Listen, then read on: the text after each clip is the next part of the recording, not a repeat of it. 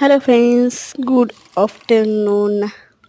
ఇప్పుడైతే పితికిపప్పు ఎలా రెడీ చేసుకోవాలో చెప్తాను. అలాగే పితికిపప్పు ఏంటో తెలియని వాళ్ళకి కూడా తెలుసుకుంటారు కాబట్టి ఏం లేదండి. అనపకాయలని వలిచేసి ఇలా గింజలు అయితే నేనైతే ఓవర్ నైట్ నానబెట్టాను. ఒక 5-6 అవర్స్ అయినా సరిపోద్ది. సో మంచిగా నానితే ఈజీగా పొట్టు అనేది ఒలిచిపోతుంది అనమాట.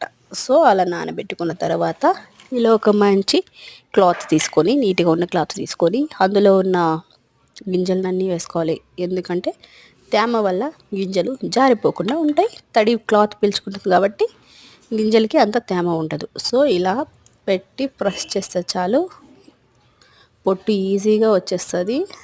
అలా వచ్చిన దాంతోనే మనం కర్రీస్ అయినా చేసుకోవచ్చు, మిక్చర్ చేసుకోవచ్చు, వడలు చేసుకోవచ్చు, చాలా చాలా రెసిపీస్ ఉన్నాయి. సో నేనైతే కర్రీ చేసుకుంటాను. మ్యాక్సిమం కర్రీ ఓపిక ఉంటే మిక్చర్ చేసుకోవచ్చు, కానీ ఎప్పుడు చేయలేదు. వేరే వాళ్ళు ఇస్తే తినడం తప్ప. Thank you friends, thank you for watching. Please subscribe చేసుకొని సపోర్ట్ చేయండి. ఎంత చూసారా, 2 కేజీల కాయలకి ఇంత వచ్చింది పప్పు. Thank you. ప్లీజ్ సబ్స్క్రైబ్ చేసుకొని సపోర్ట్ చేయండి.